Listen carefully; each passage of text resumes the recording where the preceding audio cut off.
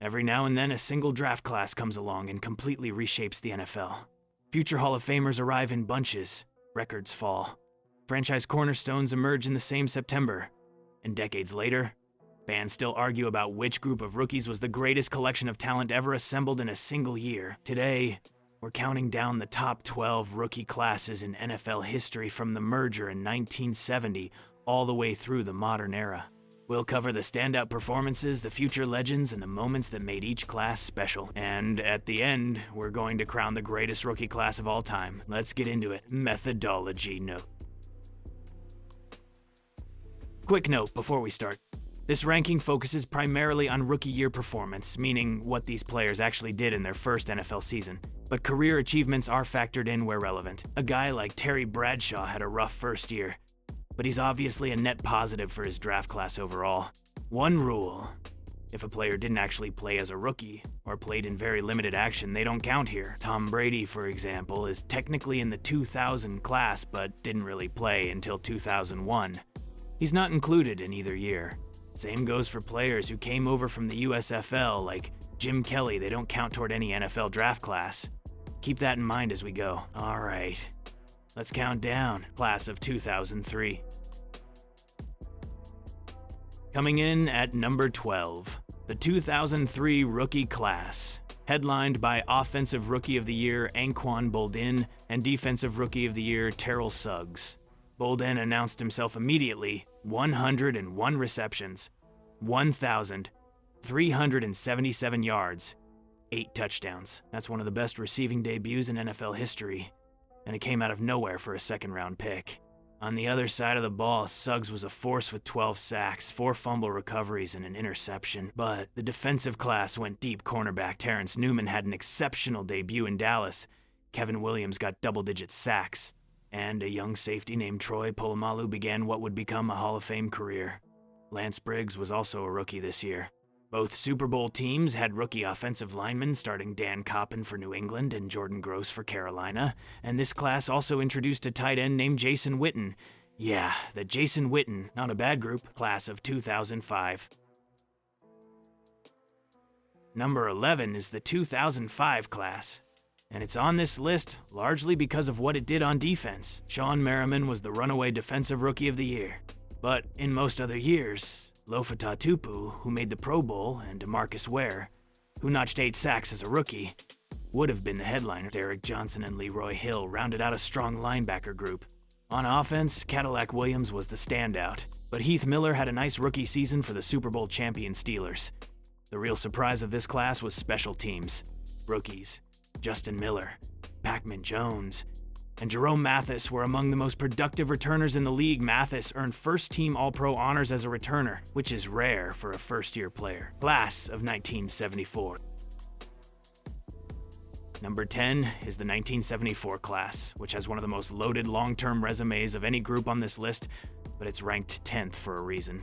The Pittsburgh Steelers alone drafted 4 future Hall of Famers in 1974. Jack Lambert, Lynn Swann, John Stallworth, and Mike Webster. That is genuinely unprecedented.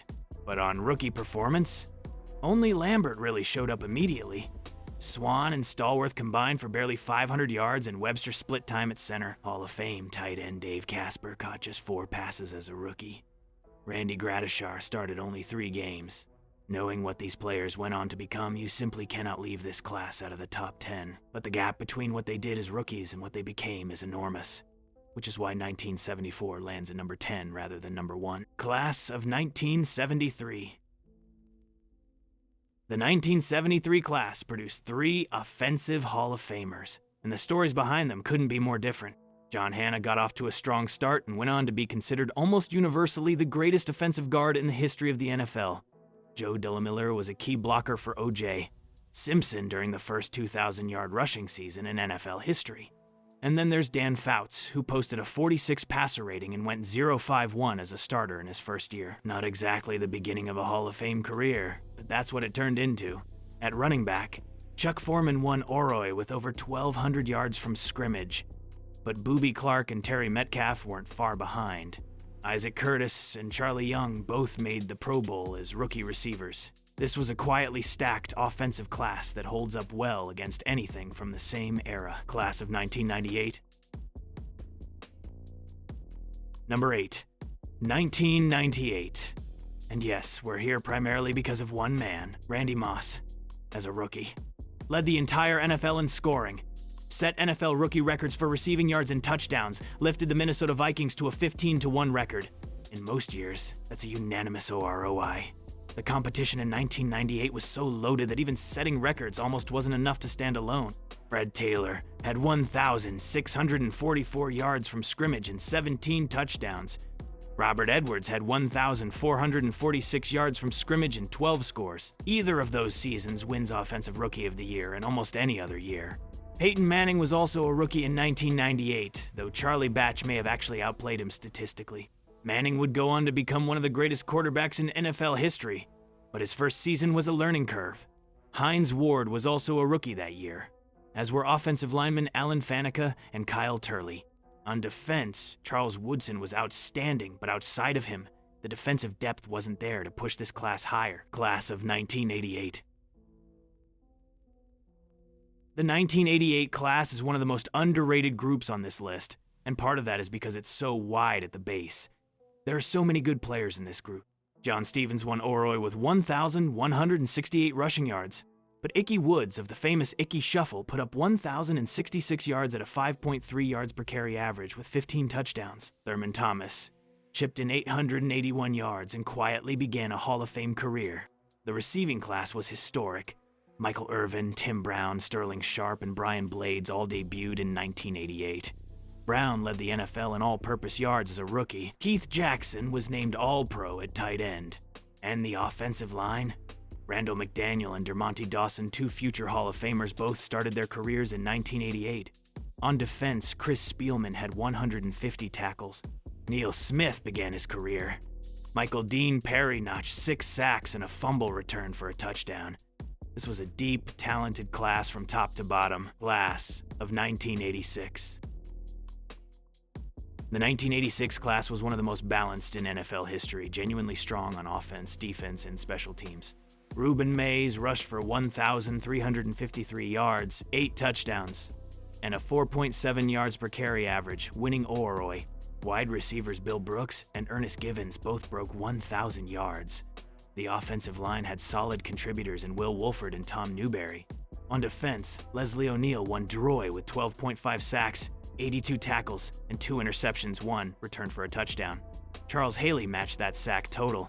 Pat Swilling, who would go on to top 100 career sacks, also began his career in 1986, as did John Offerdahl, who made the Pro Bowl at linebacker. Special teams added another dimension, with Vi Sikahima and Bobby Joe Edmonds both making the Pro Bowl as returners, Edmonds earning All-Pro honors. Important footnote: USFL veterans like Jim Kelly and Herschel Walker made their NFL debuts in 1986. If they counted toward this class, it would probably crack the top 3. They don't, but it's worth noting. Class of 2008.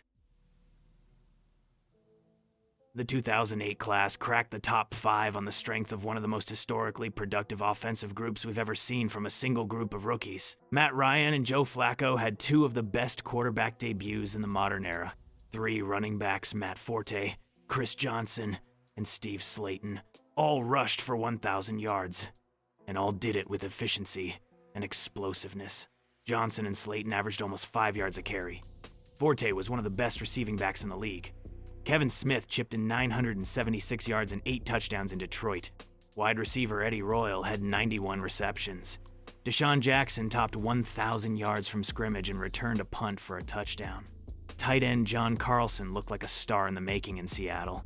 And then there was the offensive line 7 offensive tackles win in the first round of the 2008 draft, a record. 2 of them, Ryan Clady and Jake Long, made the Pro Bowl as rookies. 2 rookie offensive linemen in the same Pro Bowl is something that hadn't been done before.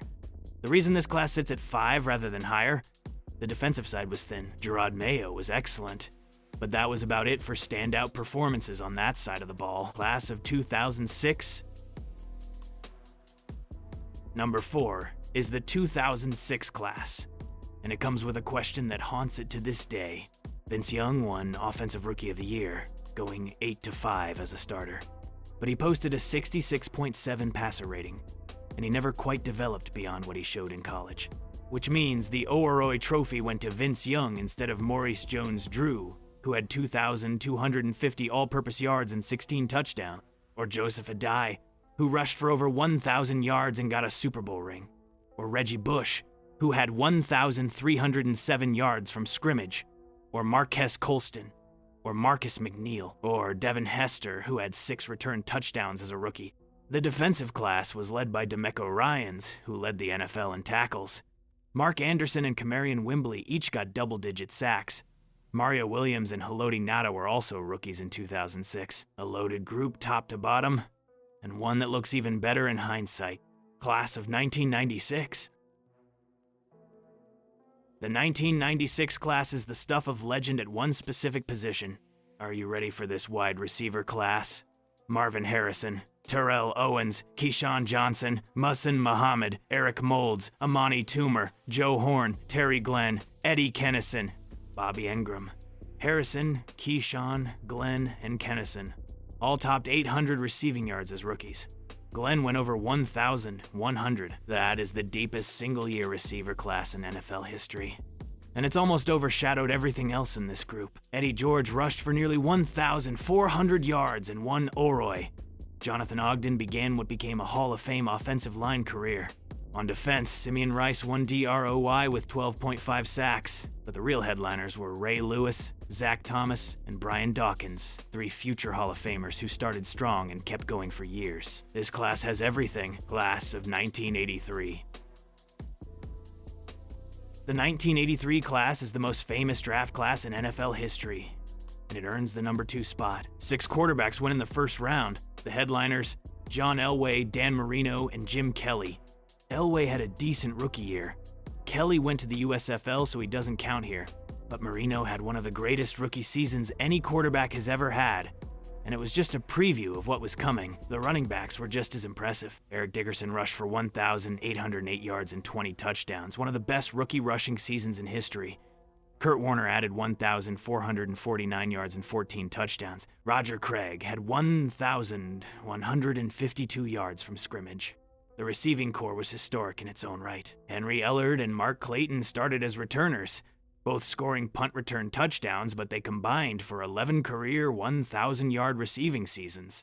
On the offensive line, Bruce Matthews began his Hall of Fame career playing every game. Jim Covert and Chris Hinton both made immediate impacts. Defense added Richard Dent, Carl Mecklenburg, and Darryl Talley. And in the secondary, Darrell Green was immediately elite, running down Tony Dorsett in his first year, starting all 16 games for a defense that led the NFL in interceptions. Lionel Washington had 8 interceptions as a rookie. Albert Lewis and Joey Browner were part of this class too. If Jim Kelly had been allowed to play in 1983 instead of going to the USFL, this might be the unanimous number 1. Instead, it sits at a very deserving number 2, class of 1981. And the greatest rookie class in NFL history is the 1981 class. And it's not even close. Let's start with the defense, because it is the most dominant defensive rookie class in the history of professional football. No other year is close. No other year is even close to being close. Lawrence Taylor won Defensive Player of the Year as a rookie, not just Defensive Rookie of the Year. The actual NFL Defensive Player of the Year award. What he did in 1981 is widely considered the greatest rookie season by a defensive player in league history. He didn't just change games, he changed the way offenses were built. Ronnie Lott went to the Pro Bowl and won a Super Bowl ring. Mike Singletary began a Hall of Fame career in Chicago. Howie Long debuted in Oakland. Kenny Easley had 7 takeaways, including an 8-2-yard interception return for a touchdown. He should be in the Hall of Fame. Everson Walls, who went undrafted, made the Pro Bowl after leading the entire NFL with 11 interceptions. That is 5 players who could individually be the defensive centerpiece of almost any other rookie class. In 1981, they were all in the same year. And it goes even deeper. Ricky Jackson unofficially had 125 tackles and 8 sacks as a rookie. In virtually any other year, that's Defensive Rookie of the Year. In 1981, that's just a supporting player. Eric Wright and Carlton Williamson started all 16 games for the Super Bowl champion 49ers, combining for 11 takeaways. Hugh Green, Dexter Manley, Hanford Dixon, Dennis Smith, all rookies. All contributors. But wait, we haven't talked about the offense. George Rogers won OROI by rushing for 1,674 yards and 13 touchdowns. James Brooks led the entire NFL in all-purpose yardage. Chris Collinsworth made the Pro Bowl after a 1,000-yard receiving season. Joe Jacoby and Russ Grimm, the heart of the famous Washington Hogs offensive line, started 13 games each as rookies. Tony Collins had 1,100 yards from scrimmage. Freeman McNeil and James Wilder both had solid debut seasons. The 1981 rookie class had the greatest defensive debut in league history. It had a 1,600-yard rusher. It had Pro Bowl skill players and Hall of Fame offensive linemen. It produced some of the most celebrated players in NFL history, all arriving in the same year. The 1981 class is the greatest rookie class in NFL history. And it isn't close. 12 incredible classes, 2 generations of talent, and one undeniable answer at the top. Do you agree with the list? Think 1983 should have been number 1? Think the 2008 class deserves more credit? Let me know in the comments below. I want to hear which class you think gets disrespected the most. If you enjoyed this breakdown, hit the like button and subscribe for more NFL history content. I'll see you in the next one.